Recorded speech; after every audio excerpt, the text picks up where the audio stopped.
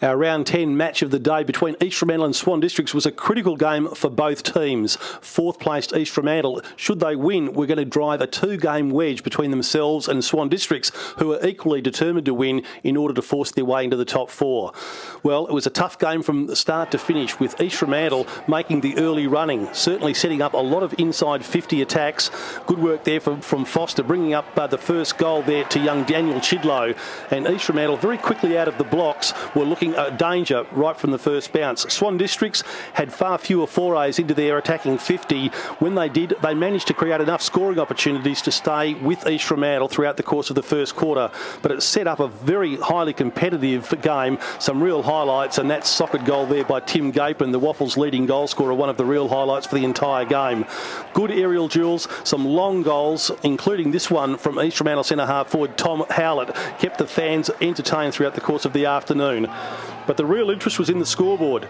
They took a 24-point break into half-time, did East Fremantle, and Swan Districts was certainly under the hammer. Brock O'Brien's desperation here, after initially laying a tackle and then being on the end of a hand pass, enabled East Fremantle to continue to get a little bit of breathing space on the scoreboard, but Swan Districts would not be denied. They continued to make a contest of it right throughout the third quarter, when they took up the running and threw down the gauntlet, issuing East Fremantle with a very stern challenge. Ben Cole-Reevy, one of the most experienced Swan Districts players on the field, was instrumental in getting the Black and Whites to within 2 goals just on the three-quarter time siren. It was all set up for a very, very interesting battle indeed.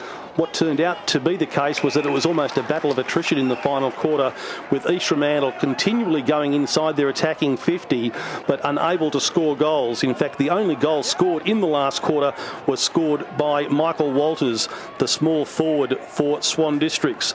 But the Sharks continued to deny Swan Districts. They wouldn't allow the Swans to get forward of centre virtually at all, and although they were only able to kick 6 behinds themselves, it was enough to win what was a very, very memorable victory for the Sharks. Michael Warren there kicking a goal for East Fremantle, but it was certainly one of the great games of the season so far, with the Sharks running out winners.